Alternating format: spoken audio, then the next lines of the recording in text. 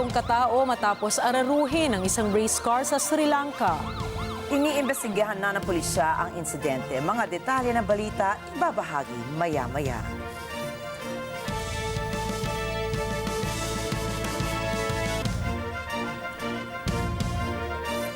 Magandang gabi, ako po si Ricky Matay. At ako si Nina Richie Alago Flores. Ito ang mata ng Agila International. Para naman po sa headlines ngayong Lunes ng gabi.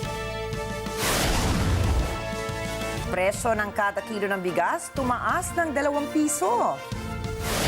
Balikatan exercises sa pagitan ng Pilipinas at Amerika umarangkada na.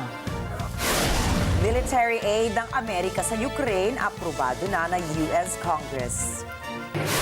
Milyon apektado ng matinding pagbaha sa Guangdong, China. And Spice Girls nagkaroon ng instant reunion sa golden birthday ni Victoria Beckham.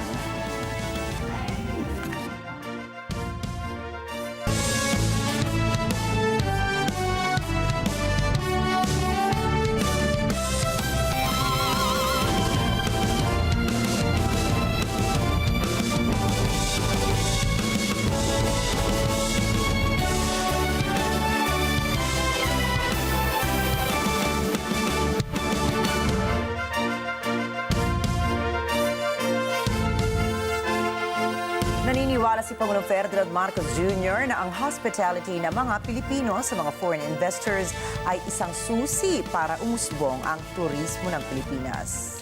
Sa kanyang vlog, sinabi ng Pangulo na isang tourism brand ng Pilipinas ang Filipino hospitality.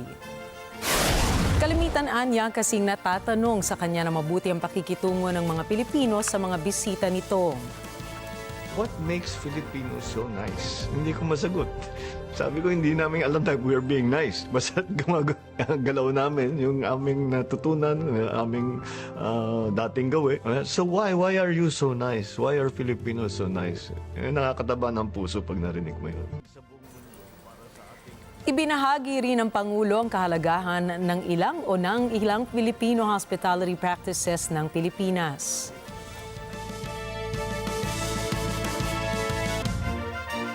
Itinilaga ni Pangulong Ferdinand Marcos Jr. si retired Court of Appeals Justice Melchor Quirino Sadang bilang bagong chairperson ng Presidential Commission on Good Government or PCGG.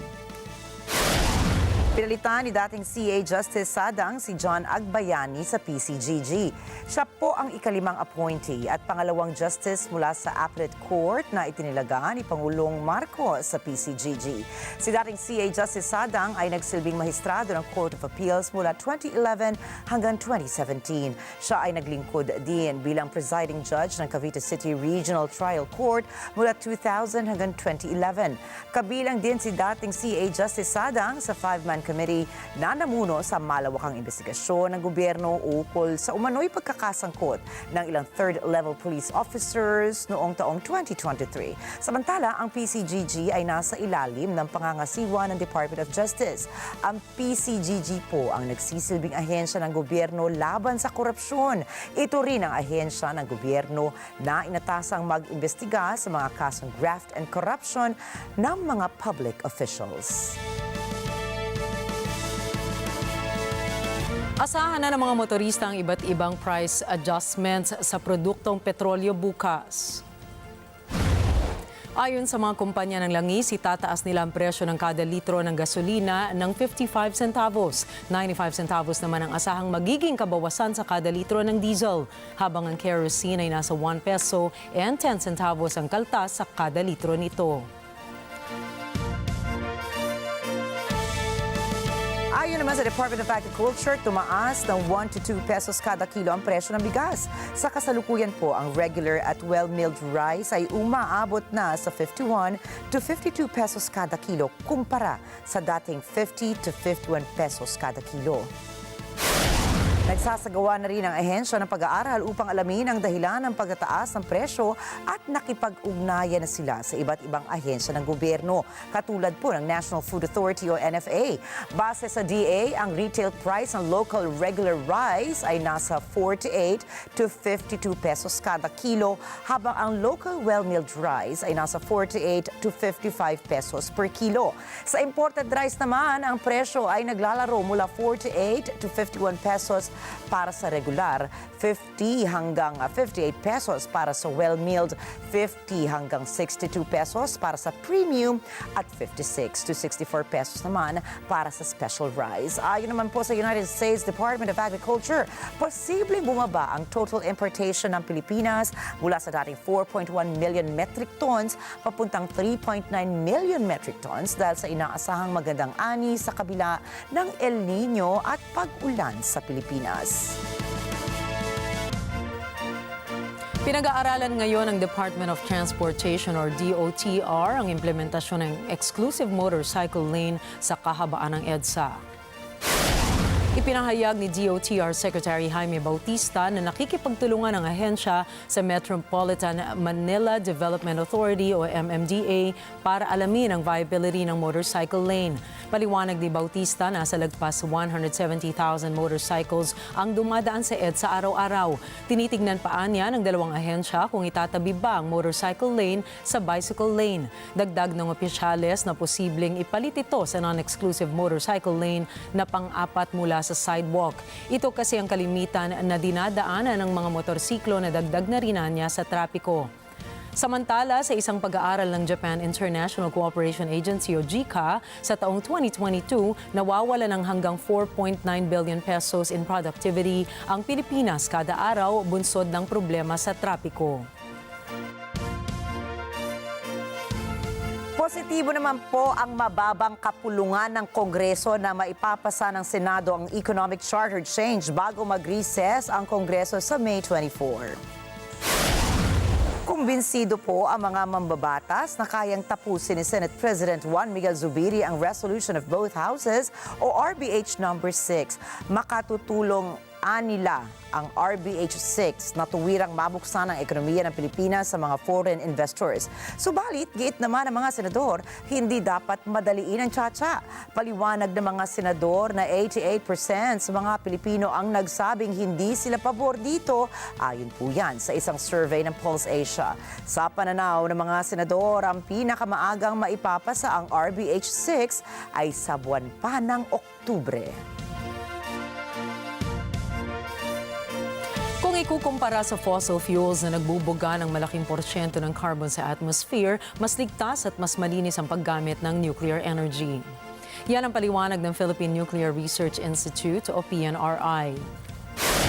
Sinabi ni Dr. Carlo Arcilla, Director ng PNRI, na naituwid na ng mga nuclear scientists ang mga naging problema na nagresulta noon sa nuclear disaster sa Chernobyl, Russia at Fukushima Prefecture, Japan. Binigyan diin pa ni Arcilla na malaking bagay ang pagkakaroon ng nuclear power plant sa Pilipinas upang mapababa ang presyo ng enerhiya, partikular na ang kuryente. Pero ito talagang masakit kasi ang typical na pamilya ng Pilipino, median ha, yung kalahati, may isang ref yan, pero walang aircon. Binabayaran siguro po 2,000, 3,000 a month. Hindi pa tumataas, hindi pa ngayon. Kung ang inuuwing pera, 20,000, 30,000, ibig sabihin 10% of the take-home pay is spent on electricity. Ayan dapat ang metric, hindi yung kilowatt per hour. Kasi yung kilowatt per hour, kung mayaman ka, babayaran mo lang. Hirit pa ng grupong Alpas Pinas, isang non-governmental organization na sumusuporta sa paggamit ng nuclear energy sa bansa, hindi dapat katakutan ang nuclear energy sa makabagong panahon. Sinabi ni Gail Certeza, lead convener ng Alpas Pinas, mas malala pa nga ang pinsalang idinudulot ng kapaligiran o sa kapaligiran ng paggamit ng fossil fuels dahil sa greenhouse gas emission nito na nagpapalala sa climate change sa buong mundo. Dagdag pa ni Certeza, ang energy generation sa Pilipinas ay 77% dependent sa fuel o fossil fuels. Anya ang pagiging dependent sa fossil fuels ay lalong nagpapataas sa presyo ng kuryente. We are advocating for nuclear because it's clean, it's reliable, and cheap. Actually, around the world, there are advocates like me. Well, so much younger than me. Mga kabataan kagaya nyo. And around the world, when they advocate for nuclear, we advocate for the climate. But here in the Philippines, the majority of our communications is advocating towards eradication of poverty. Samantala, lusot na sa Kamara ang panukalang batas na iniakda ni Pangasinan Congressman Mark Juanco, chairman ng Special House Committee on Nuclear Energy. Layunin ng panukalang batas na magtatag ng Philippine Nuclear Regulatory Commission upang muling buksan ang Bataan Nuclear Power Plant at magtayo ng karagdagang nuclear power plant sa ibang panig ng bansa. Ginanap ngayong araw ng Lunes ang Balikatan Joint Military Exercises sa pagitan ng Pilipinas at United States of America o USA. Pinangunahan ito ng mga tauhan mula sa Australian Defence Force, Marine National ng French Navy, Philippine Coast Guard, Philippine National Police, Department of Information, Communications and Technology, Office of Civil Defense at Presidential Communications Office. Aabot po sa lagpas 16 na sundalo ang lumahok sa aktibidad na binubuo ng 11,000 na sundalong Amerikano, 5,000 na sundalong Filipinos at mga sundalo mula sa Australian Defence Force at French Navy. Kinikilala ang nasabing aktibidad na Balikatan 39 2024 at ang pinakamalaking balikatan sa loob ng 4 na dekada. Magtatapos ang Balikatan 39 sa May 10 sa mga lugar ng Palawan at Batanes. Samantala, bahagi ng Balikatan exercise ngayong taon ang gagawing multilateral maritime exercise, command control, field training at humanitarian civic assistance. Central na bahagi ng Israel Defense Cabinet nag-resign. Ecuador gumawa ng hakbang panlaban sa krimen. At daang-daang mga tao sa Colombia nagprotesta. Ang iba pang mga detalye sa pagbabalik na mata ng Agila International.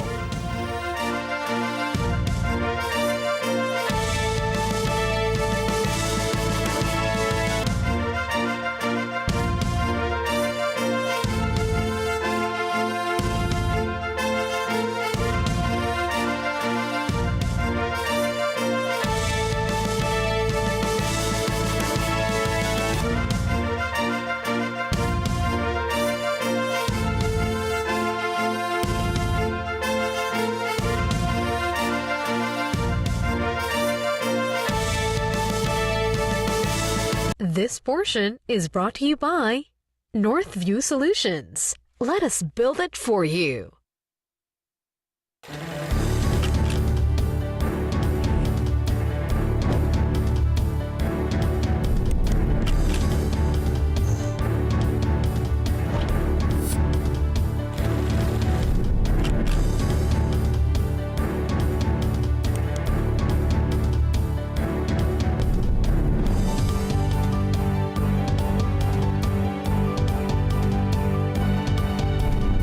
Open for business with Cesar Vallejos every Sunday, 9 p.m.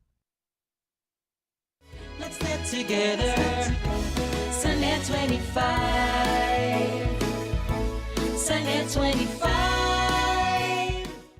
Ang mga maiinit na balita at rumaratsyad ang usapan ng bayan. ihahatid namin sa 100%! 100% ang pagbabalita. 100% talakayan. Lunes hanggang Biyernes. Alas 5 hanggang alas 7 ng umaga. Live na live sa Radyo Agila 1062 Mega Manila. At sa Net 25. 100%! Sunday 25. Let's get together. Sunday 25. This portion is brought to you by 318 Automart.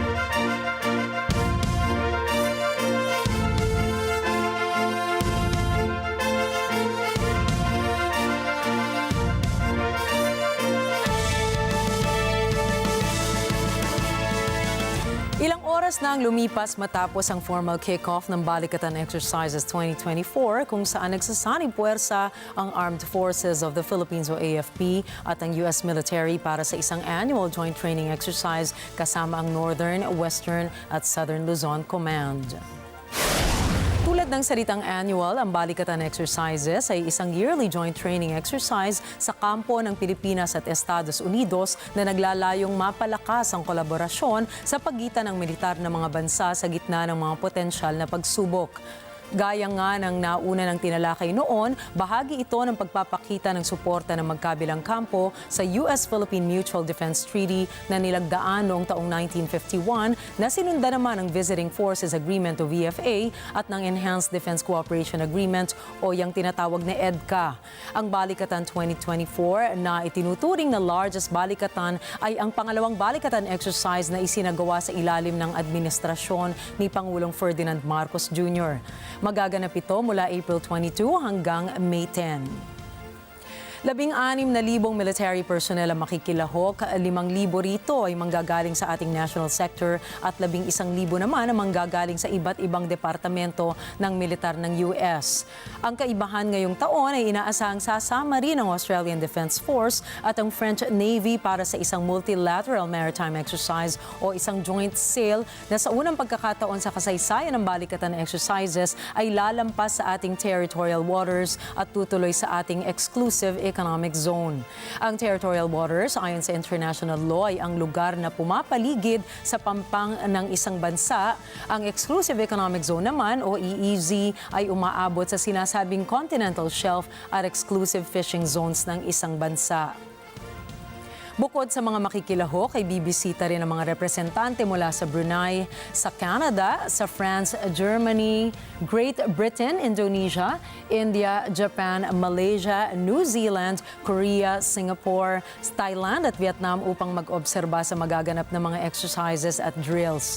Isinasagawa ang Balikatan exercise taon-taon upang mapaigting ang interoperability ng iba't ibang puwersang militar ng mga bansa.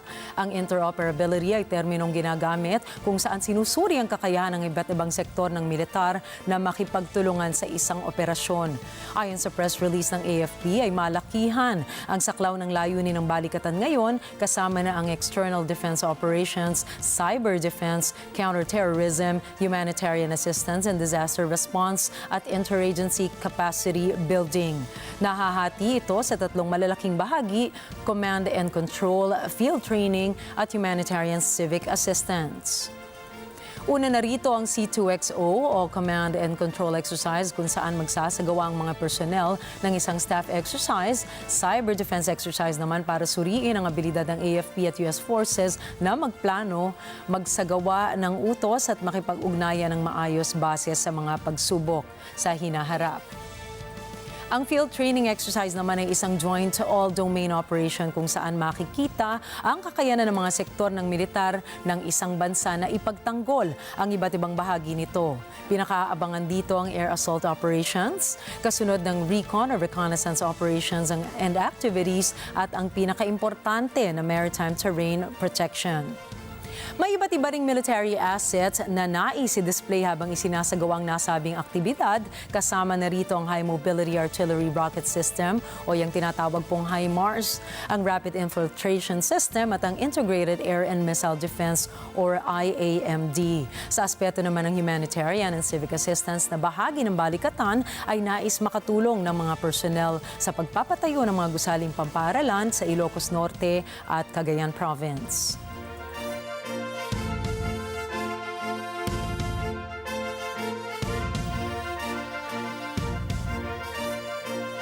Sa iba pang balita, inaresto at kinasuhan ng mga otoridad ng Germany ang tatlong pinaghihinalaang nag-iispiya umano para sa bansang China. Ayon sa German Federal Prosecutor's Office, malakas ang ebidensyang nakalap nila na ang 3 German nationals ay spy agents umano ng isang Chinese Secret Service. Ang pangunahing suspect nila na si Thomas R. ay espiya ng Chinese Ministry of State Security. Inakusahan ng mga prosecutors na nagpapatakbo sina Thomas R., Herwig F., INEF ng isang front company umano at nakikipagtulungan para sa mga German research organizations. Subalit, hinala ng mga prosecutors ang mga nakolektang sensitibong impormasyon, kagaya na lamang ng mga disenyo para sa makina ng mga sasakyan dagat na pandigma ng Germany ay ipinapasa ng mga suspect sa China.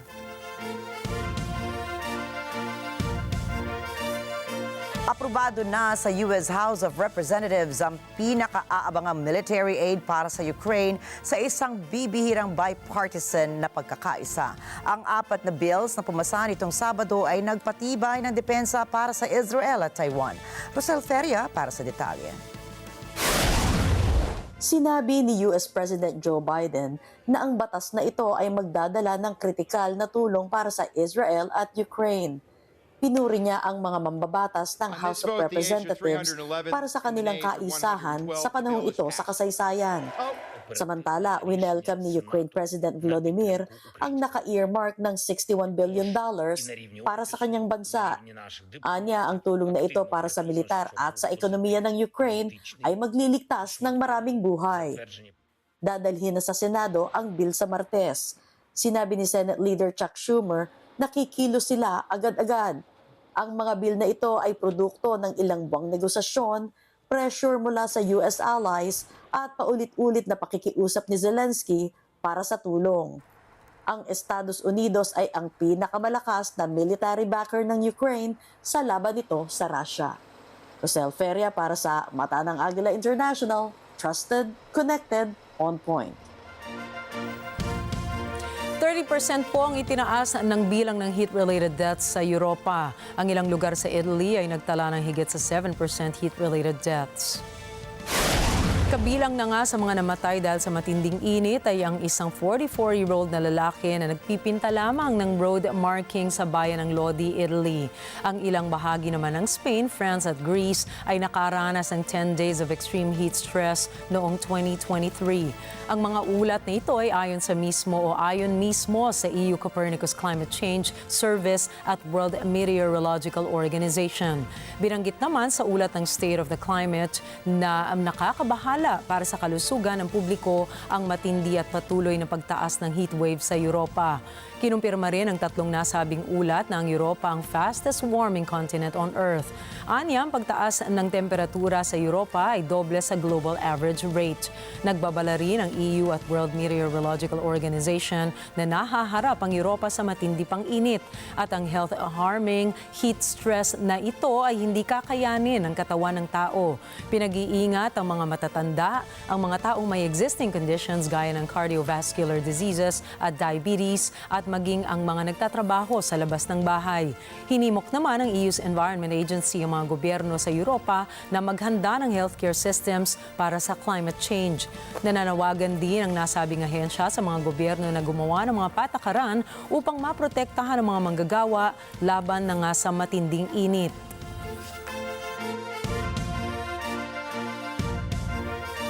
Sa isang lungsod sa Serbia, inilikas ang may 1,300 katao habang tinatanggal ang natirang bomba ng NATO na ginamit sa bansa noong 1999. Matagumpay na natanggal ang 1,000 kilong bomba mula sa isang construction site sa lungsod ng Niš sa Serbia. Ayon po sa isang opisyal, dadalhin ang bomba sa isang ligtas na lokasyon kung saan ito ay tuluyang sisirain. Bago alisin ang bomba, inilikas ang 1,300 residente. Ang MK-84 na bomba ay may explosive charge na 430 kilograms. Ang pambobomba ng NATO sa Serbia ay nagsimula noong March 24, 1999 nang walang pahintulot mula sa UN Security Council. Tumagal ito ng 78 araw. Target nitong tapusin ang madugong pag-atake ni Serbian leader noon na si Slobodan Milosevic laban sa ethnic Albanian separatists sa Koskova. Binomba muli ng cluster bombs ang lungsod noong 12 na Mayo ng parehong taon kung saan 11 sibilyan ang nasawi. Nagbitiw na sa pwesto si Major General Aharon Haliva, ang Military Intelligence Chief ng Israel. Inako ng dating general ang pananagutan sa kabiguang pigilan ng pag-atake ng Hamas group noong October 7 sa Israel. Anya, lagi niya itong pinagsisisihan. Sinabi pa ni Haliva sa kanyang resignation letter na hindi niya nagawa ang kanyang tungkulin bilang Intelligence Directorate ng Israel. Si Haliva ang unang Israeli senior figure na nagbitiw sa pwesto dahil sa October 7 attack. Ayon sa mga media reports, binaliwala o hindi agad napansin ng ilang Israeli military and intelligence officials ang mga babala na sasalakayin ng grupong Hamas ang Gaza border fence at aatakihin din ng Hamas ang mga military bases at ilang Israeli communities. Samantala, wala pang inaanunsyo ang Israeli military kung sino ang papalit sa pwesto ni Haliva bilang Military Intelligence Chief. Sa Ecuador naman, bumoto ang mga mamamayan ukol sa isang referendum para mas matinding hakbang labanan na ang gang-related crimes. Si Jessica Bautista para sa mga detalye. Ang dating mapayapang bansa sa Timog Afrika ay humaharap ngayon sa matinding karahasan na ikinamatay na ng 2 mayor sa bansa ngayong linggo. Isinisisi ang karahasan sa gangs na may koneksyon sa transnational cartels gamit ang ports ng Ecuador upang magpuslit ng droga sa Estados Unidos at Europa. Ayon kay Ecuadorian President Daniel Noboa, ang resulta ng referendum ang magdadala ng kurso at mga batas upang labanan ang organisadong krimen sa bansa. May 13.6 milyong botante sa Ecuador ang maaaring bumoto ng oo o hindi sa loob ng 10 oras. Jessica Bautista para sa Mata ng Agila International. Trusted, connected, on point. Samantala, daan-daang libo ang nagprotesta sa mga pangunahing lungsod ng Colombia laban sa gobyernong left-wing ni Gustavo Petro. Ang popularidad ni Petro ay nasa pinakamababang antas sa ngayon. NJ de Guzman para sa report. Ang mga pagpaprotesta laban kay Petro ay hindi bagong bagay mula nang siya ay mahalal na presidente ng Colombia. 20 buwan na ang nakalilipas. Isinisigaw ng mga demonstrador, labas Petro. Kinumbinsi ng medical associations, opposition groups at kahit na ang mga dating kaalyansa ni Petro ang mga tao na lumabas sa mga kalye at magprotesta. Ito ay laban sa mga reforma na naisipatupad ng presidente kabilang na ang pagnanationalize ng serbisyong pangkalusugan. Dagdag pa rito ang karahasang patuloy na nagaganap at humahadlang sa peace talk sa pagitan ng grupong gerilya. Wala pang pahayag na nanggagaling mula kay Petro ukol sa mga protesta. Ayon sa mga eksperto, kailangan ng sistemang pangkalusugan ng bansa ang reforma, ngunit marami ang kumikwestiyon sa paraang gustong gamitin ng gobyerno upang makamit ito.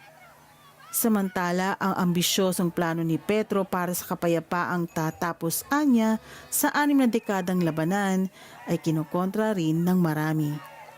NJ de Guzman para sa Mata ng Agila International, trusted, connected, on point. Susunod, 2 atleta dumagdag sa Team Philippines. Sa NBA, LA Clippers at Boston Celtics sinimulan na ang playoffs.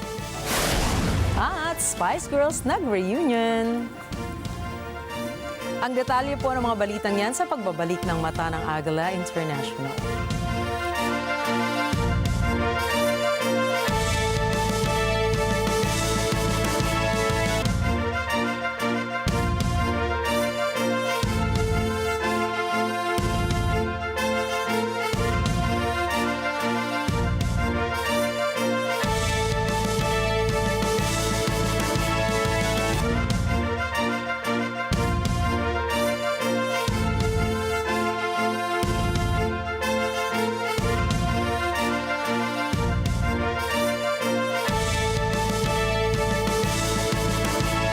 This portion is brought to you by Robic Builders. We're in the sky! Kaya lumilipad na naman tayo. Sino ba itong uupo ngayon sa ating iconic chairs? Finally, nag-guess na rin ako dito. Just canceled everything for you. Talaga, ay naku, nakakatuwa naman. Medyo kakaiba ang ating papasukin ngayong araw. the Goodwill Resort with the Goodwill cast. Woo! Tinur niya tayo sa kanyang bagong buhay. Mundo. Tamang-tama, pinag-uusapan sila ng lahat ngayon. Tiyak ka! Ayan na. Ayan na. Alam mo talaga siya, no? Yes! Tatlong Ayan! buwan! Kinasal ka na? Yes! Ngayon natin malalaman ang totoo. So now, let's spill the coffee. Spill the coffee. Yes. And we're here at Net25. Ito ang tahanan ng Corina Interviews. Let's net together. Sa Net 25. Sa Net 25.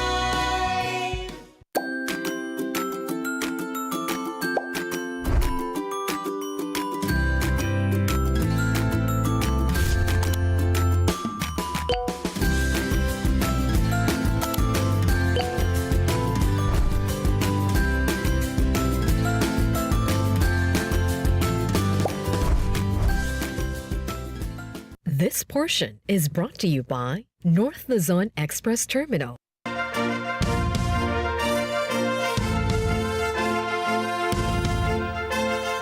Nagbabalik ang mata ng Agila International. Sa pagpapatuloy po ng ating balita, apektado na matinding pagbaha ang milyong katao sa Guangdong, China, bunsod ng walang tigil na pagbuhos ng ulan. Ayon sa otoridad ng Guangdong, nag-activate na ito ng Emergency Response Plan para maingatan ang higit sa 127 million na mamamayan nito. Ipinahayag ng local weather officials ng China na umapaw na ang mga ilog sa rehiyon. Dahil ito, umano sa 12 hours na tuloy-tuloy na pagbuhos ng malakas na ulan. Nasa 20,000 katao naman ang nawala ng kuryente sa Zhaoqing dahil sa pagkasira ng mga power facilities dulot na matinding sama ng panahon. Samantala, nagsagawa na rin ng evacuation operations sa mga syudad sa hilagang bahagi ng Guangdong. 7 ang patay habang nasa ilalim naman ng critical kondisyon ang 21 katao matapos araruhin ng isang race car sa Diatalawa sa Sri Lanka.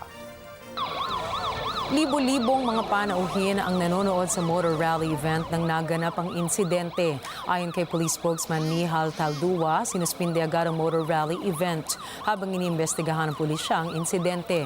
Organisado naman ang Sri Lankan Army at Sri Lanka Automobile Sports ang isinagawang motor rally event.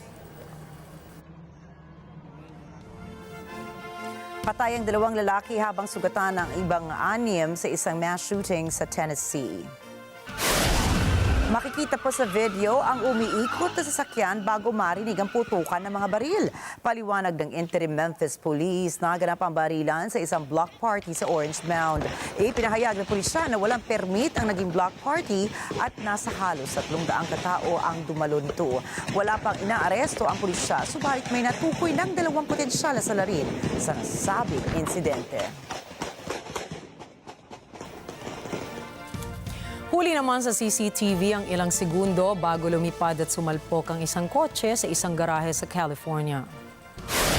Ayon sa Riverside County Fire Department, nawala ng kontrol ang driver ng kotse. Nakaligtas naman ang driver ng sasakyan pero nagtamo ito ng ilang minor injuries. Nasira naman ang pinto ng garahe ng bahay at isang truck na nakaparada. Iniimbestigahan ng pulisya kung nasa impluwensya ba ng alkohol o droga ang driver. At pinahinto naman po ng aktres na si Mariska Hargitay ang taping ng Law and Order Special Victims Unit. Ito ay matapos siyang lapitan ng isang batang babae at napagkamalang tunay na pulis. Ayon sa mga nakasaksi, tumakbo ang batang babae kay Mariska dahil nakita nito na may nakasukbit na police badge sa sinturon ni Mariska. Gumagana po kasi na pulis si Mariska sa Law and Order kaya may police badge ito sa kanyang sinturon. Humingi ng tulong ang bata sa Hollywood actress dahil napahiwalay umano ito sa kanyang nanay. At kahit hindi totoong pulis, nakiusap si Mariska ng cut sa production at in action ay agad niyang tinulungan ang batang babae na mahanap ang nanay nito. Pinuri po ng publiko si Mariska dahil sa pagiging real-life hero niya.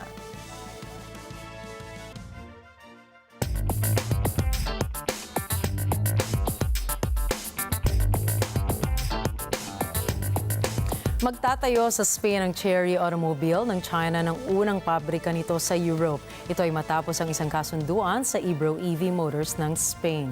Narito ang report ni Pearl Rogacion. Sa isang pahayag, sinabi ng kagawaran ng industriya ng Spain na nagkasundo ang Chery at ang Ebro EV Motors na gumawa ng mga sasakyan sa dating pabrika ng Nissan sa Zona Franca sa Barcelona. Ang Zona Franca ay isang industrial zone. Kinumpirma ng Spanish carmaker ang paglipat at ang pakikipagkasundo nito sa Chery upang gumawa ng mga sasakyan sa pamamagitan ng isang joint venture na majority-owned ng Ebro. Idinagdag pa nito na ang planta ay gagawa ng sasakyang Omoda brand ng Chery. Ang kasunduan ay pipirmahan sa Madrid. Ang Chery ang pangalawang Chinese carmaker na lumipat sa Europe pagkatapos sabihin ng top electric carmaker na BYD noong Disyembre na magtatayo ito ng pabrika sa Hungary. Ang Chery ay naitatag noong 1997 at isang state-owned company. Pearl Rogacion para sa mata ng Agila International. Trusted, connected, on point.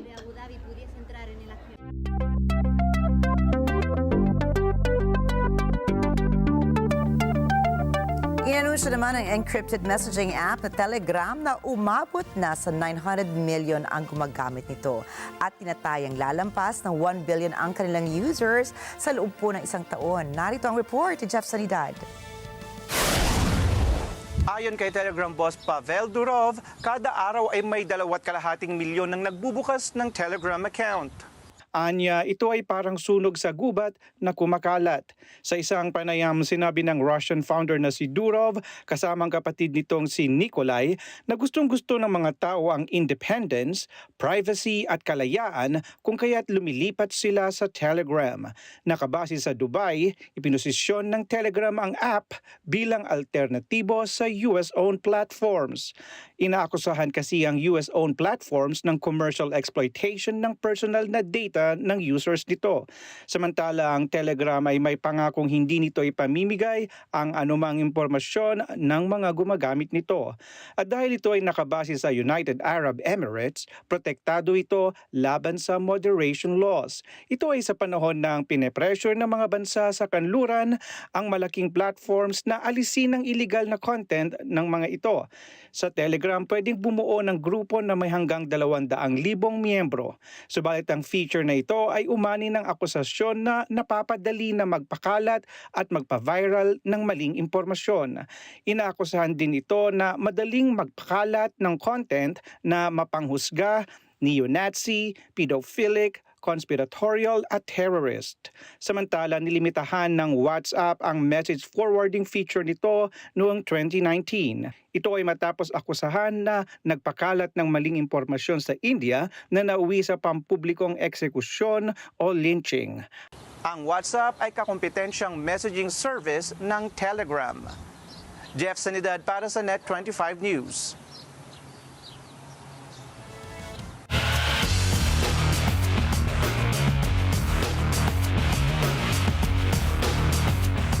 Mayroong 2 atleta pa ng bansa na pasok na sa Paris Olympics. Ayon kay Philippine Olympic Committee POC President Abraham Tolentino, nakasama na sina gymnast Jungruy Vivar at rower Joni Delgaco. Si Jungruy Vivar ay nagkamit ng silver medal sa uneven bars ng FIG Artistic Gymnastics World Cup na ginanap sa Doha na may sapat na puntos para makasali sa Olympics. Siya rin ang pangatlong gymnast ng bansa na maglalaro ngayong taon sa Paris Olympics kasama sina Carlos Yulo at Alea Finnegan. Sa mga nagdaan ay nirepresenta ni Jungruy Vivar ang US pero noong September 2023 ay nagpa siyang 17 anyos na Pilipinas na lamang ang i-represent niya. Pilipino ang ama nito at siya ay isinilang sa Hawaii. Nitong linggo naman ay nagtapos sa pang-apat na pwesto si Delgaco sa 2,000 meters ng women's single scull sa World Rowing Asian and Oceania Olympics and Paralympic Qualification and Asian Rowing Cup na ginanap sa Chungju, South Korea. Sa kabuuan ay mayroong 11 Filipino ang kalahok sa Paris Olympics na magsisimula sa Hulyo na ito ay kinabibilangan ni Pole vaulter AJ Obiena, boxers Eumir Felix Marcial, Nesty Petesio at Ira Villegas at weightlifters Vanessa Sarno, Erlina Ann Ando at John Februar Ceniza. Ang weightlifter na si Rose G. Ramos ay unofficially 12th Filipino na kwalipikado para sa Paris dahil hinihintay pa ang anunsyo ng International Weightlifting Federations.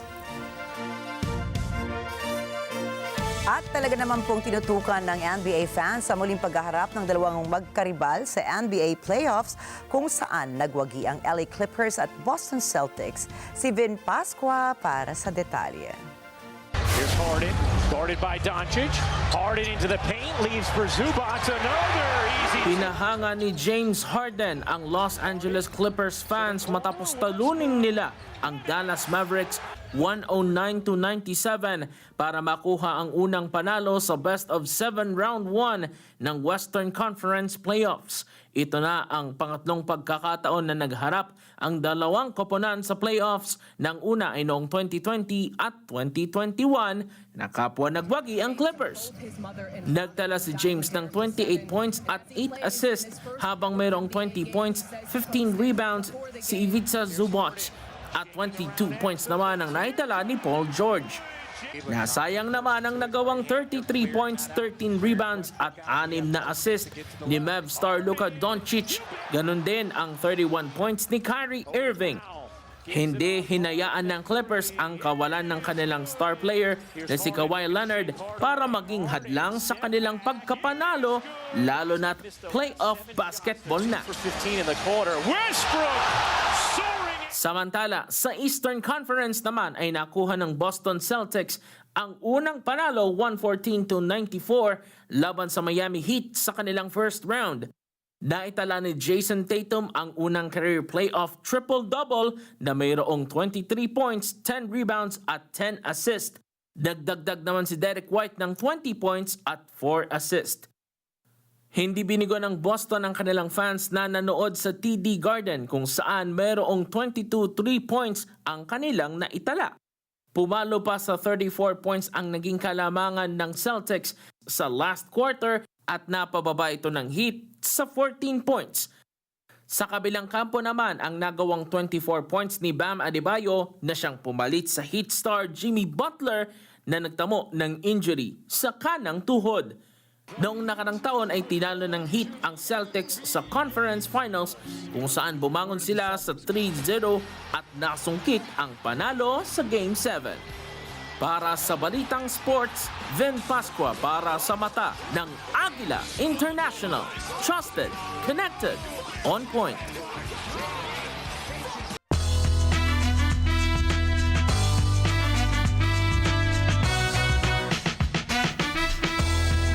Nagsagawa ng isang fashion show ang isang grupo ng environmentalists sa South Korea para makipagkaisa sa International Earth Day. Pumarada at nagmarcha ang mga miyembro ng Consumer Climate Action suot ang kanilang mga damit na gawa sa plastic waste. Ito para mahikayat ang iba na bawasan ang paggamit ng plastic. Kasamang tinatawagan ng pansin ng grupo ang gobyerno nito na ma-regulate ang paggamit at produksyon ng plastic. At balitang Hollywood man po, nagsalita na ang kampo ni Sydney Sweeney matapos sabihin ng isang Hollywood producer na nagngangalang si Carol Baum na hindi naman kagandahan at hindi rin magaling umarte ang aktres. Binanggit ni Baum sa isang panayam sa kanya sa Pleasantville, New York na isa raw si Sydney sa mga aktres na maraming taga-suporta. Ngunit hindi niya nagustuhan ang naging pag-arte nito sa pelikulang Anyone But You. Ayon naman kay Sydney ay nakalulungkot isipin na kapwa babae at katrabaho sa industriya ang inaatake ni Carol na hindi magandang ehemplo para sa kanyang mga estudyante.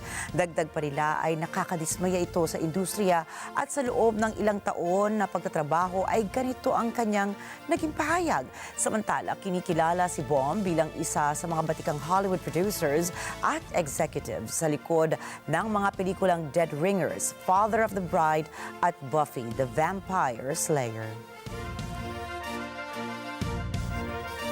Friendship never ends. Maraming batang 90s ang natuwa dahil sa instant reunion ng British pop group na Spice Girls. Nag-say you'll be there sina Mel C o Sporty Spice, Emma Bunton o Baby Spice, Mel B o Scary Spice at Jerry Halliwell o Ginger Spice sa 50th birthday ni Victoria Beckham aka Posh Spice. Kumanta at sumayaw ang quintet ng Stop, ang kantang mula sa kanilang second album na Spice World. Nakunan pa ng video ni David Beckham, asawa ni Posh Spice, ang mini-concert na ito ng Spice Girls. Umani na mahigit 1.6 million views sa Instagram video ang Spice Girls. Sabi ng mga fans, sana ito na nga ang sign na magkakaroon na ng concert tour ang girl power group ng 90s.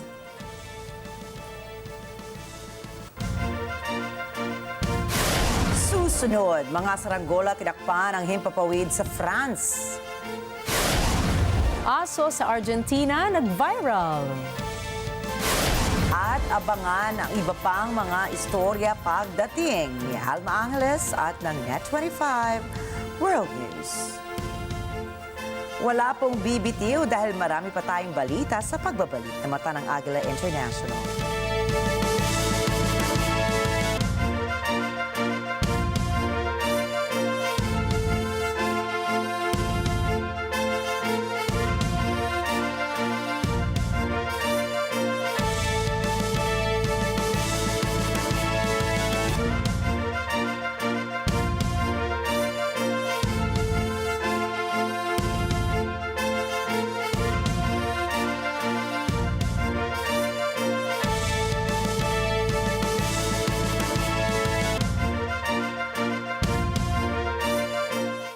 Ngayong linggo sa Cine Throwback. I want to make a toast. Come on. Thank you so much for bringing me on vacation. It's going to be the best time ever. I'm so glad you came. I wasn't sure you were going to. Yep, here we are. Welcome aboard. All right, now just remember, the faster you breathe, the faster you use up your air. Just be patient. We're going to add a little bit more chum to the water now. Did you feel that? The cage just moved.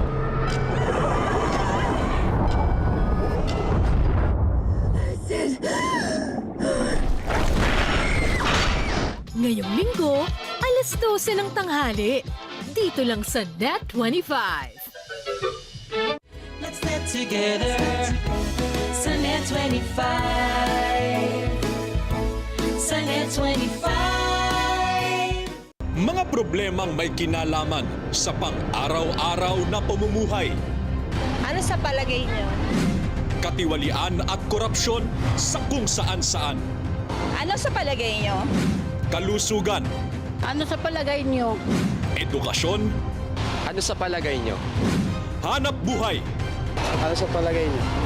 Ang daming issue. Samahan ninyo sina Ali Soto at Pat P. Daza sa pagbusisi sa lahat ng yan at iba pa. Ano sa palagay nyo? Year 3 na! Let's net together sa Net25. Sa Net25. Pilipinas! Buong mundo! Samahan nyo ang #1 yung katandem tuwing umaga. Love, Tony Pet and Everything! Lunes hanggang Biyernes. Alas 7 hanggang alas 8 ng umaga. Live na live sa Radyo Agila 1062 Mega Manila. Sa Net25 at sa Net25 YouTube channel at Facebook page. Love, Tony Pet and Everything! Sa Net25. Let's net together. Sa Net25.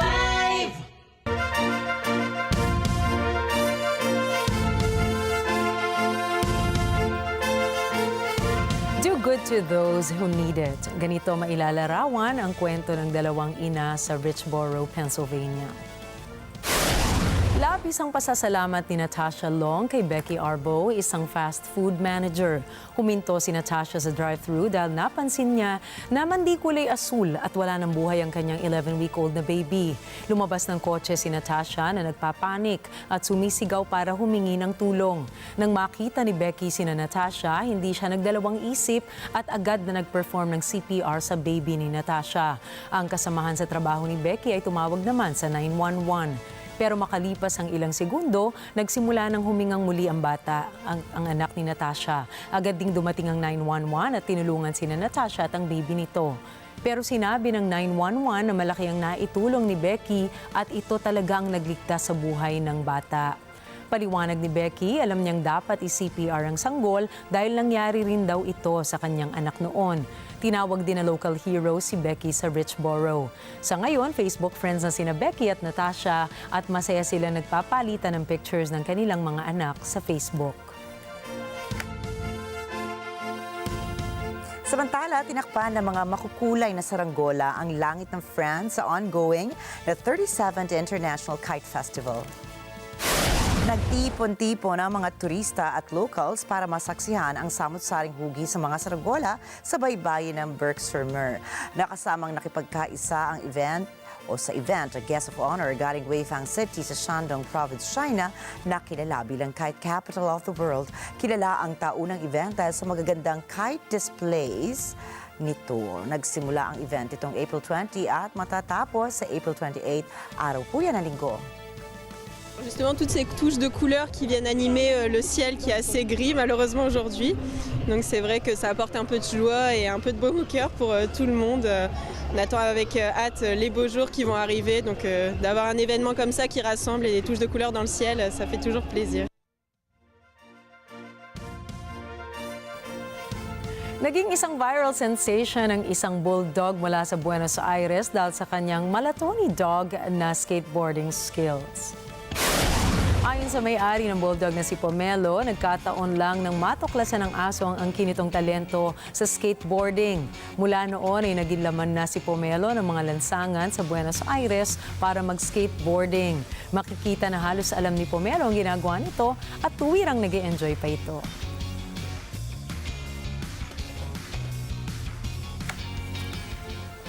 Ang cute-cute naman ng Sobra. bulldog. Parang di naigpa Di ba mahilig ka rin tayo? sa ano, di ba? Mahilig ka rin sa mga hayop, Nainggit ako ng konti.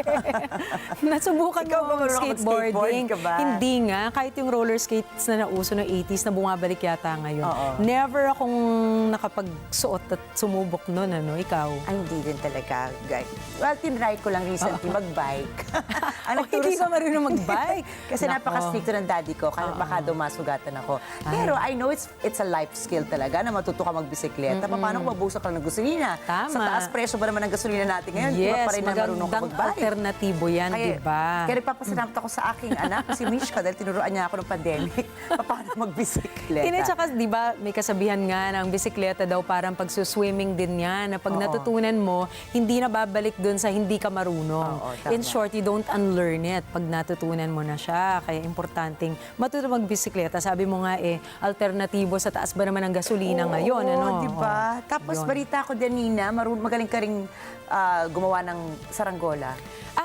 Nung bata ako, nagsasaranggola kami kasi naman yung neighborhood namin malawak yun eh. Bago pa yung kahit anong mga developments na nangyari ngayon, di ba? Dati maraming mga palayan, maraming mga damuhan na talagang kayang magpalipad ng saranggola. Tapos nung high school, naging project namin yan kasi nga nasa art school ako nung high school, di ba? So isa yan sa mga yung i-decorate mo, tapos kailangan mong balansehin, hindi pwedeng pag-decorate mo mabigat, kailangan magaan pa rin siya. Ako siguro Pero kakaiba ngayon, yung ibang saranggola level. ni Nina nun kasi artist po si Nina sa mga hindi nakakaalam. Naka-feeling ko, may mga painting pa yan. Yun nga, pero trick, di Totoo ba? ba? Pero hindi nga pwedeng masyado kasi bibigat naman siya. Nakita mo yung magagandang saranggola nila? Ibang level na. Siguro ako yung sa grade school naman, tinuruan kami. Alam niyo yung parang barbecue stick, tama ba? So pag sasama-samahin mo yun, Tama. gagawa ka ng diamond. Yun so, ang ayun yung pinaka-basic. na saranggola. Pero Kung alam mo hindi yung ko basic, matandaan pwede na kung yan. napalipad ko siya. Oo nga pala, tama ka, Ricky. Diba? Iba pa yung nabuo mo, iba pa yung Yung napalipad napalipad mo. mo. Kasi magkaibang bagay So, ikaw yun. nakapagpalipad ka ba? Nakapagpalipad naman ako. Oh, in Masaya yan fairness. ako, napaka-liberating ng feeling pag nire-release mo na siya, tapos pinakakawala mo yung tali ng pahaba habang pataas ng pataas yung paglayag. Naputulan ka na ba niya. ng saranggola? Parang hindi pa naman. Kasi hindi naman din lumipad ng sobrang pagkataas-taas. Parang lumipad lang masaya na yun, di ba? At least, di ba? Oo. Oo. Ako siguro, natandaan ko, masarap po sa mga hindi pa po nakakapagpalipad ng saranggola at gusto nyo itry, lalo na ngayon na bakasyon na ng mga bata, di ba? Tama. Sa tabing dagat, Tina. Yes, Yun, kasi doon ang ko nauna hangin. nasubukan kasama ang pamilya ko na Mismo. magpalipad ng saranggola. Yan, Ayan. masarap yan, tsaka tama ka. Bonding yan kasama ang inyong mga anak, lalo na pag mahangin. Oo. Tapos ngayong summer, halos garantisadong hindi mag-uulan, ano? So Oo. ito sana yung perfect talagang moment na magpalipad ng saranggola. Ayun. Ayan, nako. Ano kaya masasabi naman ni Miss Alma Angeles? Yun na nga. Meron kaya siyang sariling experience na masishare tungkol dyan. Mamaya, tatanungin natin si Miss Alma Angeles. Pero ang balita ko, ibang klaseng pagyanig naman. Di ba, nilinig tayo ng balita ng Spice Girls, di ba? Tama. Ako, sana matuloy talaga ang kanilang reunion concert. Pipila tayo dyan, Ricky. Ayan talagang Alam mo isa sa yan. mga pipilahan ko. Kung hindi, ayan lang ang tanging pipilahan ko na reunion. Dahil Tama. Spice Girl baby tayo, di ba? Yes, Parang pag-usapan naman, natin kung naman. kailan yan, di ba? Correct. So, nayanig ang social media dahil sa kanilang picture. Pero ibang pagyanig naman yata ang ibabalita sa atin ni Miss Alma Angeles. Kaya tutukan niyo po ang kanyang pagbabalita maya-maya. Pero tandaan, narito po kami ni Nina para maghatid ng balita saan mang dako ng mundo. Muli, ako po si Ricky Matay. At ako naman si Nina Richie Alagaw Flores. Ito ang mata ng Agila International. Para po sa mga balitang nangyari sa iba't ibang panig ng mundo, punta naman po tayo kay Alma Angeles para sa Net 25 World News. Take it away, Alma.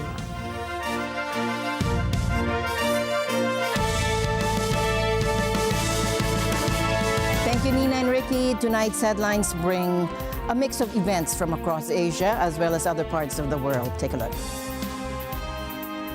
First, a strong earthquake shook Taiwan's capital this evening. The Central Weather Administration reported it as a magnitude 5.5 tremor originating in eastern Hualien.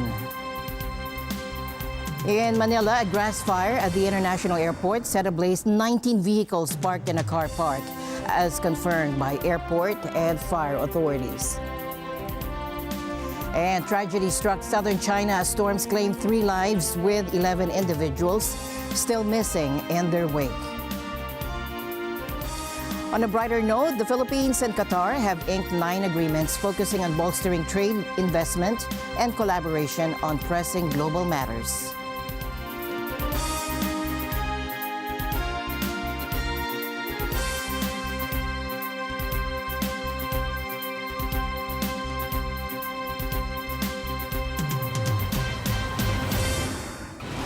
First up tonight, Taiwan's capital was rattled by a strong earthquake. Take a look.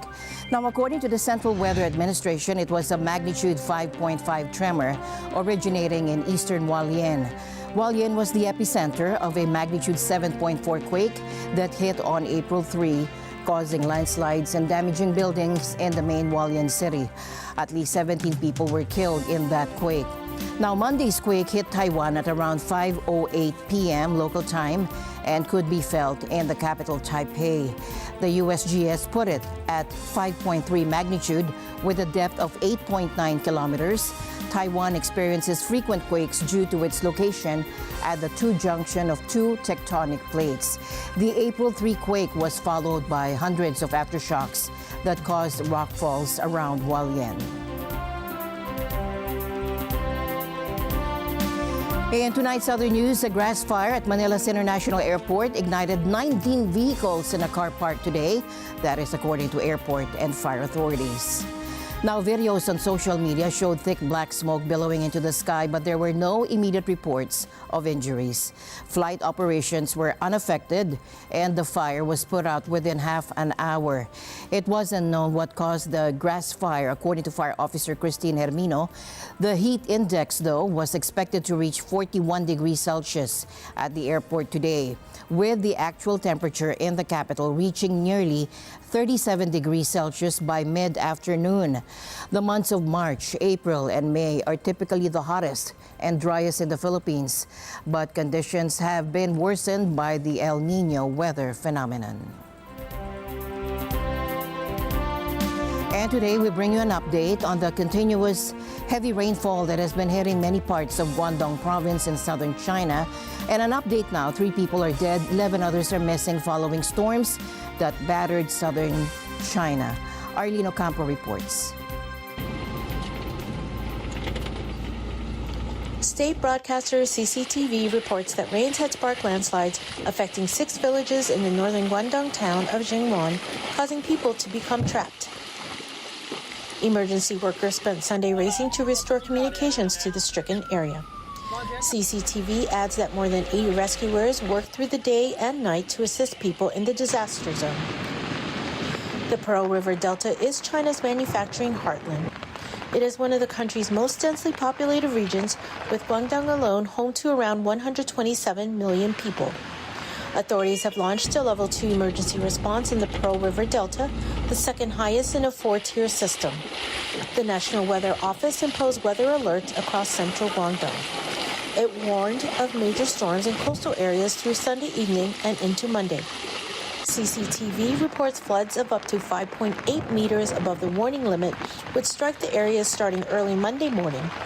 China is no stranger to extreme weather, but recent years have seen the country whiplashed by severe floods, grinding droughts, and record heat. Arlene Ocampo for Net 25 News. Meanwhile, South Korea's military reports that North Korea has fired an unidentified ballistic missile into the East Sea, also known as the Sea of Japan. And this is the latest in a series of tests conducted by Pyongyang this year. Now, Japan confirmed the launch with their defense ministry, stating a suspected ballistic missile was fired from North Korea. Japan's Coast Guard reports the missile appears to have fallen outside their exclusive economic zone. Early analysis suggests a short-range ballistic missile or a multiple launch rocket system may have been issued or may have been used due to the brief flight time. Now, this launch comes amidst heightened tensions following Russia's veto of UN sanctions monitoring against North Korea last month. Now, North Korea recently tested a super large warhead designed for a strategic cruise missile, while Seoul confirms detecting cruise missile launches around the same time. Unlike ballistic missiles, cruise missile testing isn't explicitly banned by UN sanctions. And analysts are warning that North Korea could be testing cruise missiles for potential shipment to Russia for use in Ukraine. Now, both Washington and Seoul allege Kim Jong-un has violated sanctions by sending weapons to Moscow. Now, Seoul estimates North Korea has sent around 7,000 containers of weapons to Russia. Meanwhile, the Kremlin has warned that it'll take necessary measures to ensure its security if Poland allows the deployment of nuclear weapons. After Warsaw announced it was ready to do so if NATO decided to deploy the arms. In an interview, Polish President Andrzej Duda said that Poland was ready to host nuclear arms if NATO decided to deploy the weapons. In June 2023, Russian President Vladimir Putin confirmed that Russia had sent tactical nuclear arms to Belarus, which borders Ukraine and Poland. Now, Poland is a NATO member and shares a border with both Russia's Kaliningrad enclave and with Belarus, Moscow's ally. Meanwhile, Russian forces have reportedly gained control of the small frontline village of Bogdanivka, which is less than 3 kilometers northeast of the key battleground town of Chasiv Yar in East Ukraine, according to Moscow's defense ministry.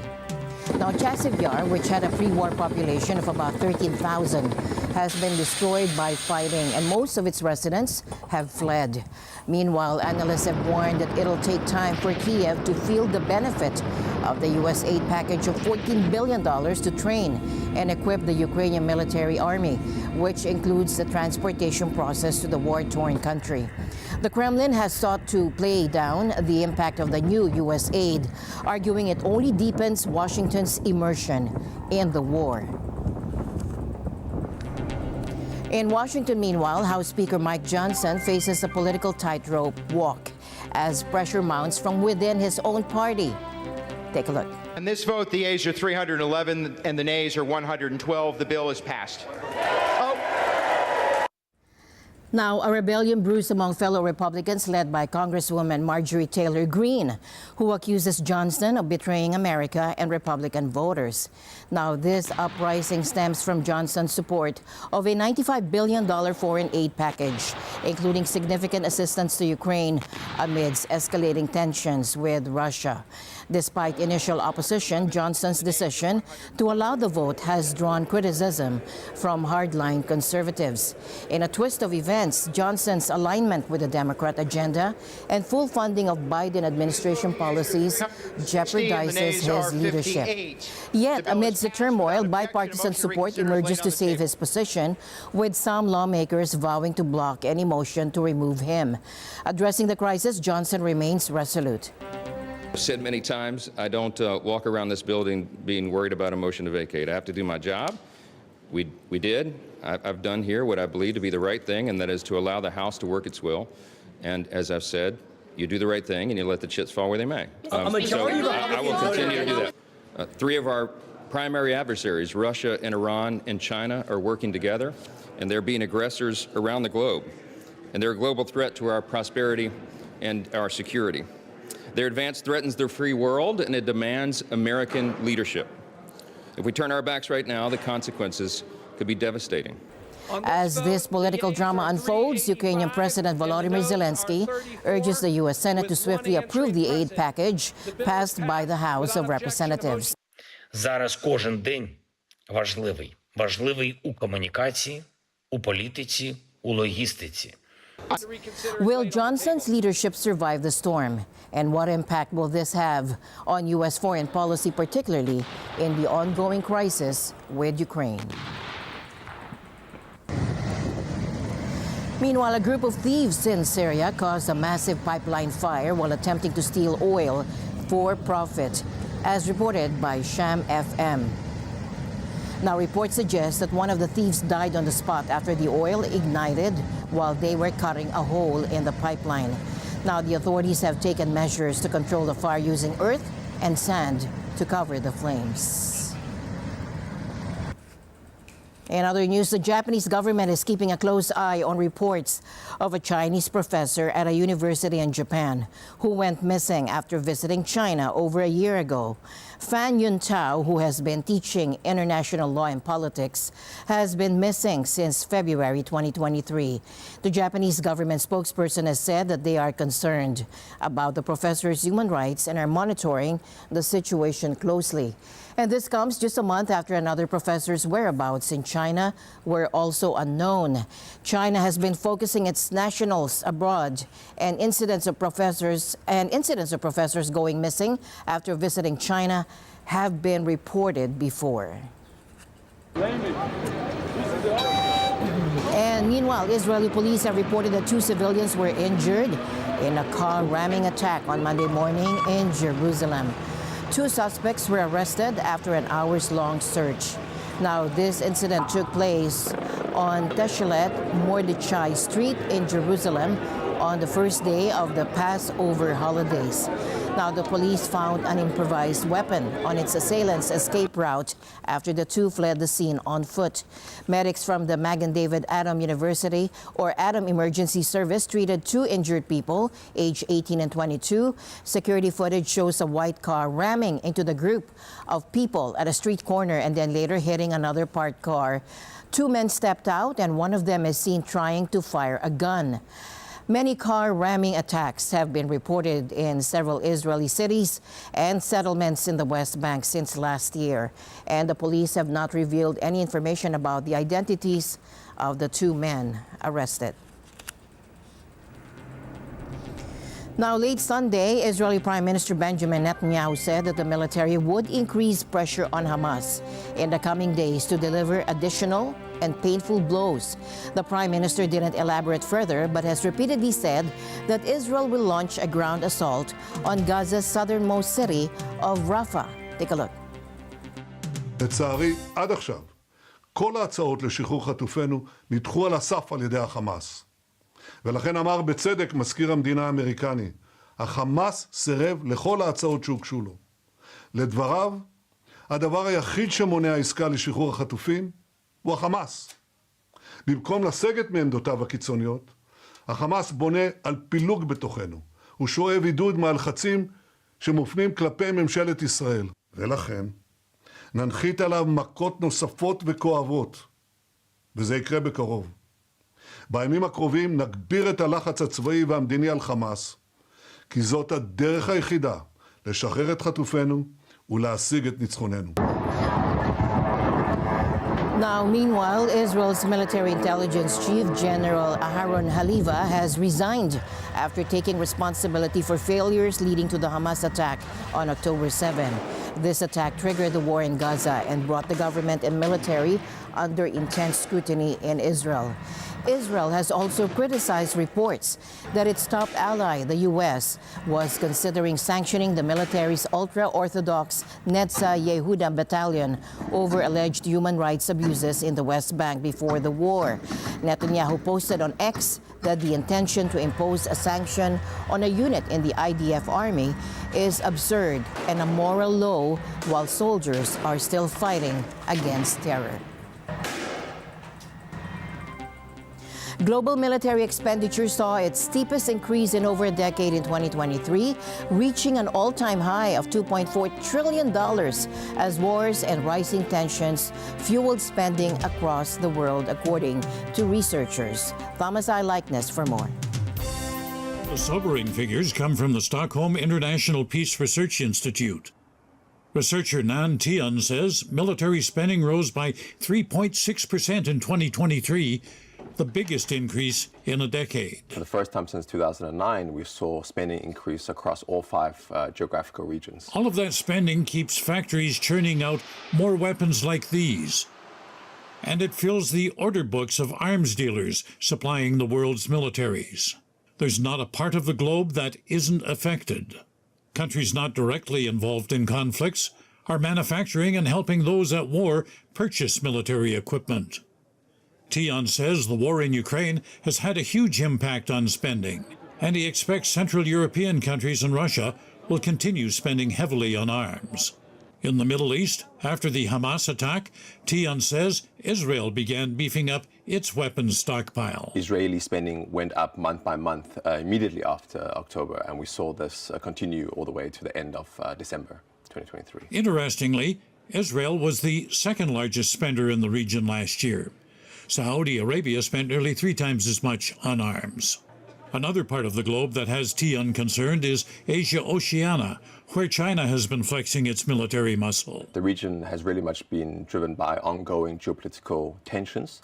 Some often talk about worsening tensions between China, Taiwan, China and Japan. Of course, the role that the U.S. has played, and also, territorial waters. Not all of the military spending is the result of war. In Central America and the Caribbean, spending increases have instead been driven by other struggles, such as fighting organized crime. Tian says the increase in military spending is a reflection of how peace and security around the globe has deteriorated. There's really not a region in the world that things have gotten better in. And I think if you look at the context of what's happening in the Middle East, in Europe, Asia, we talked about the worsening tensions. There are multiple conflicts going on in Africa. This trend is likely to continue in the coming years. As instability spreads throughout the world, national leaders will have to decide how much more money should be spent on defense and the military, which in turn diverts funding away from things such as healthcare, education, and infrastructure. Thomas I. Likeness, Net 25 World News. In Glasgow, a group of around 2,000 Scottish independent supporters marched to show their support for self-rule ahead of a general election later this year. Our correspondent Leslie Bourbon reports from the United Kingdom. In Glasgow, about 2,000 people marched in support of Scotland's independence on Saturday. They're backing the idea of Scotland governing itself, especially with a big election coming up. But things aren't easy for the independence movement right now. The movement took a hit when Peter Murrell, who used to run the SNP, the party pushing for independence, got charged with taking £600,000 meant for independence campaigns. This adds more trouble to the already tough situation. Nicola Sturgeon, once a prominent figure in the independence cause, has seen her leadership tested amid the turmoil. The former First Minister of Scotland, who resigned from her position last year, found herself embroiled in controversy following her husband's legal troubles. I'm not going to speculate. The thing that sustains me right now is the certainty that I have done nothing wrong, and I'm entitled to that presumption. Despite these challenges, Surgeon remains a symbol of resilience for many supporters. Those marching are determined, though. Jetta Becker, who works in education, has supported independence for a long time. I'm very much in favour of independence. I've been in favour of independence all my life, or all my adult life at least. Thomas MacArthur, a security guard, believes independence could help Scotland take better care of its people. Scotland as an individual country is only 5 million people in it. So if we were to keep our own revenue tax, we could use that money to support our people, and we wouldn't have any food banks and poverty in this country. So we need independence.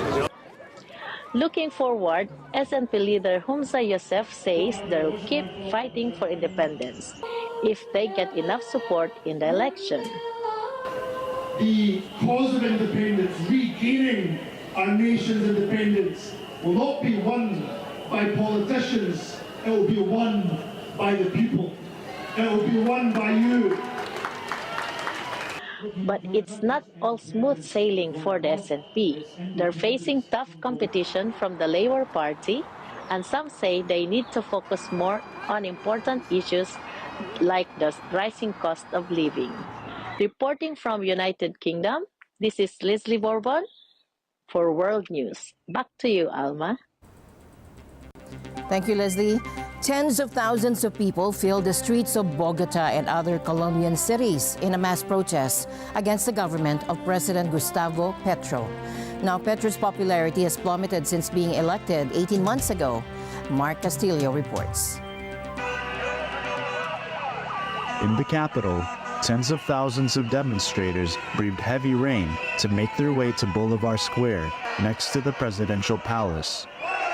Protesters also gathered in cities such as Cali, Medellin, and Bucaramanga.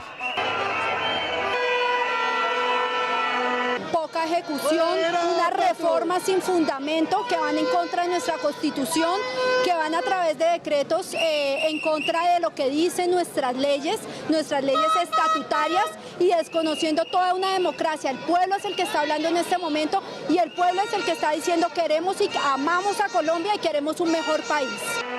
Petro's healthcare reforms in particular have proved a lightning rod for criticism. The government aims to reduce private sector participation in the provision of health services and pension payments. Tiene que ser un gobierno democrático, tiene que respetar a las personas como nosotros lo hemos respetado a él, tiene que dar oportunidades, tiene que entender que no es imposición lo que debe hacer, tiene que ser con democracia. Experts agree that the healthcare system is bankrupt and needs to be reformed. But some question how the government intends to do so. People are also upset with violence that continues to mark the troubled peace talks with armed guerrilla groups. Petro came to power in 2022 as the first leftist to govern a country traditionally run by conservative elites. But he lost majorities in the legislature a few months after his inauguration, and his approval rating has plummeted. Mark Castillo for Net25 News.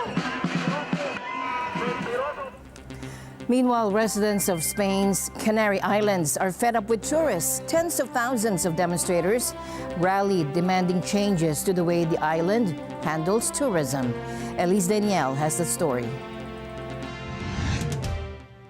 The protesters say mass tourism is overwhelming the Atlantic archipelago. They rallied under the slogan, "The Canary Islands have a limit." Flag-waving crowds packed the streets of the main towns in all of the 7 islands. Spanish media reports an estimated 57,000 people joined the protests. Chanting and whistling, they waved a sea of placards and banners emblazoned with slogans like, "The Canary Islands are not up for sale," or "A moratorium on tourism." Others simply said, "Respect my home." Some 20 social and environmental groups organized the protest. They say tourist overcrowding perpetuates an economic model that harms local residents and damages the environment. La isla está bastante saturada, igual que está en el resto de las islas. nos estamos viendo con que están invadiendo prácticamente las viviendas vacacionales nuestros pueblos. Lo que está haciendo es que suba el alquiler. Los jóvenes no podemos emanciparnos y cada vez lo tenemos más difícil estando a miles de kilómetros de territorio europeo. Vemos cómo por parte del turismo, se está destrozando nuestra biodiversidad. They want the authorities to limit the number of visitors. As well, they have proposed introducing an eco-tax to protect the environment, a moratorium on tourism, and to clamp down on the sale of properties to non-residents. Estoy aquí porque apoyo todo lo canario, lo apoyo, porque nos están quitando todo nuestro patrimonio a los canarios para dárselo a los que viene de fuera.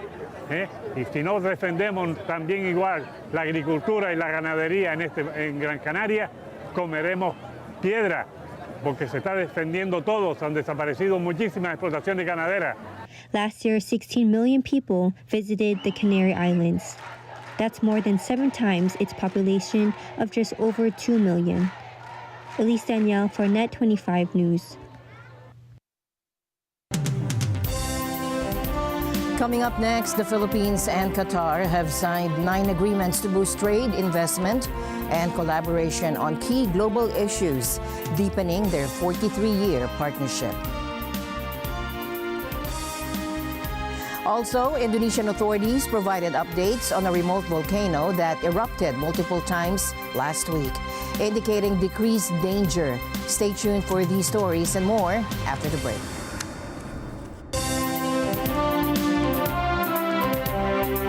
Magpalamig ka muna sandali at alamin ang dapat nating gawin ngayong tag-init. Iwasan ang mahabang pagkababad sa init, lalo na sa tanghali. Magsuot ng mga damit na gawa sa cotton na makakapagbawas ng init sa katawan at ng mga protective gears tulad ng sunglasses at sombrero. Magdala ng payong lalo na sa mainit na panahon. Ugaliing uminom palagi ng tubig. Tayo na't magpalamig muna, kasama ang Net 25.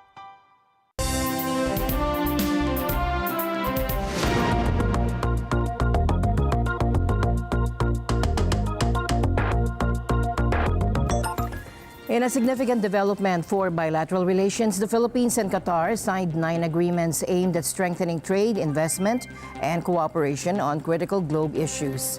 Now, this move marks a further step in the 43-year partnership between the two nations. Take a look. President Marcos Jr. and Qatar's Emir Sheikh Tamim bin Hamad Al Thani witnessed the signing ceremony at Malacanang Palace on Monday. The agreements cover a wide range of areas, including visa travel for diplomatic and official passport holders, collaboration in sports and youth development, joint efforts to combat human trafficking, technical cooperation, and capacity building to address climate change, tourism and business, event promotion, mutual recognition of seafarer certifications. Now, both President Marcos and Emir Tamim expressed optimism about the future of the partnership.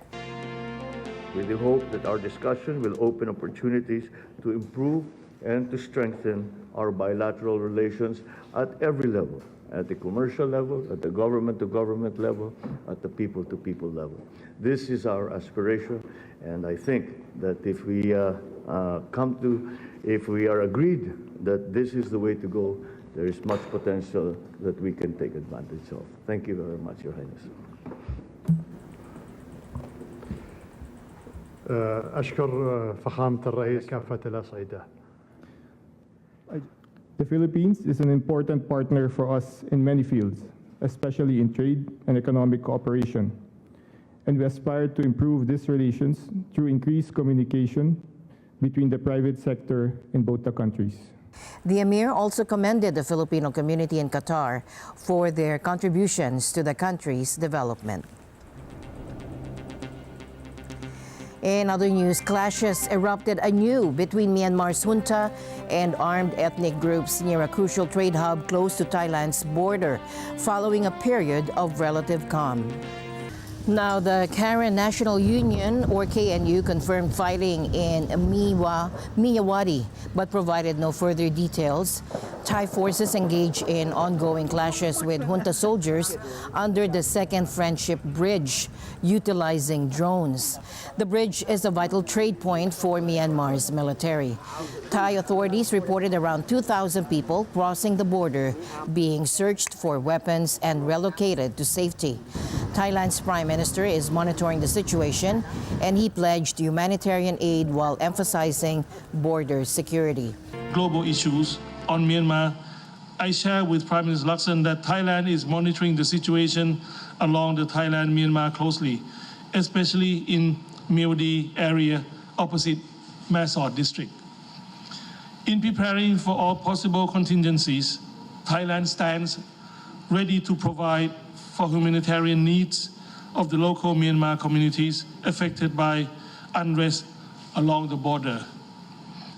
The current situation makes it all the more necessary and urgent for all of us to urge the Myanmar parties to pursue dialogue towards peaceful solution, consistent with ASEAN 5-point consensus. Meanwhile, Human Rights Watch reported that the Myanmar military has abducted and forcibly recruited more than 1,000 Rohingya Muslim men and boys from across Rakhine State since February this year. The junta is using a conscription law that only applies to Myanmar citizens, although the Rohingya have long been denied citizenship under the 1982 citizenship law. Facing defeat, the military has outrageously started to forcibly conscript, bribe and coerce Rohingya into joining their ranks. It is unconscionable that they should be targeted in this way, given the appalling events of 6 years ago and the ongoing extreme discrimination against the Rohingya, including the denial of citizenship.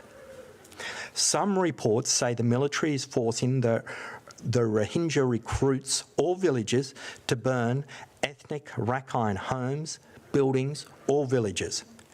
Ethnic Rakhine villages have allegedly responded in kind by burning Rohingya villages. The UN Human Rights Office is trying to verify all reports received, a task that is being complicated by a communications blackout throughout the state. Now, authorities in Indonesia have said a remote volcano which erupted several times last week is not as dangerous now. Mount Ruwang caused thousands of people to leave their homes because of lava, ash, and lightning. But things have calmed down at the volcano, so the alert level has been lowered. Now, this means the risk is not as high as before. Additionally, the exclusion zone around the volcano has been reduced from 6 to 4 kilometers. An airport nearby, the Sam Ratulangi International Airport, was closed because of the ash from the volcano. The airport, which serves flights to destinations such as Singapore, South Korea, and China, had been closed for several days due to volcanic ash. Now, throughout the eruptions, more than 6,000 residents of Tagulandang Island were evacuated from the area surrounding the volcano. Fortunately, there have been no reports of injuries or fatalities. Finally, in our news, in the United States, President Joe Biden's recent remarks about his uncle's wartime experience have stirred controversy and put the White House on edge. During a visit to a war memorial in Pennsylvania, Biden recounted the story of his uncle, Second Lieutenant Ambrose J. Finnegan Jr. In a surprising turn, Biden suggested that his uncle may have been consumed or eaten by cannibals in Papua New Guinea during World War II. Speaking to reporters, Biden detailed his uncle's military flights over New Guinea, claiming he was shot down and never found due to the presence of cannibals in the region.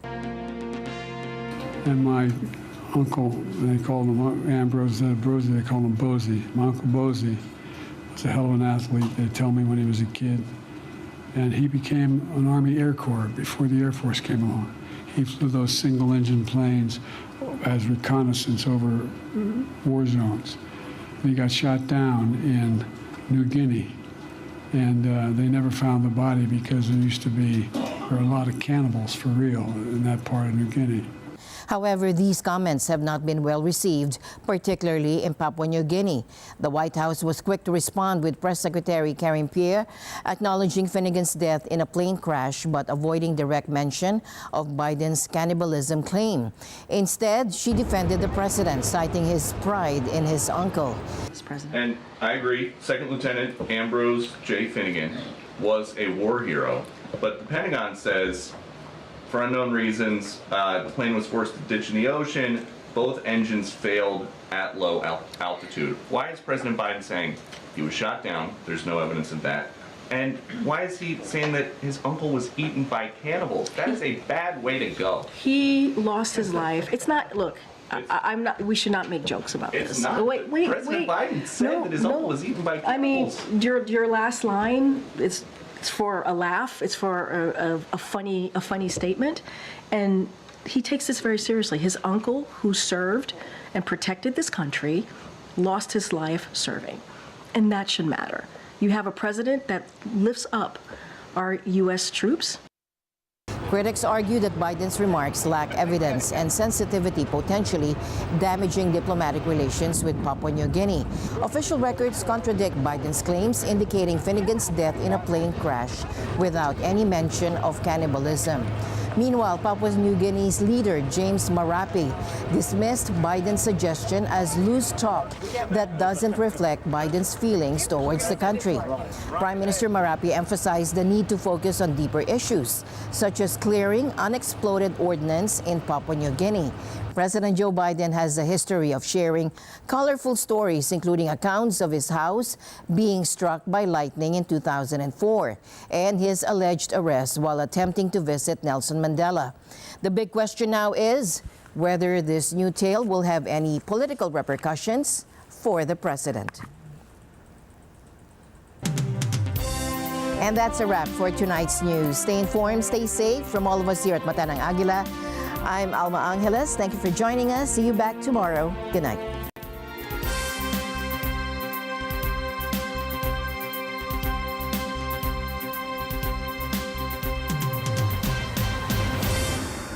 This program is supported by Northview Solutions.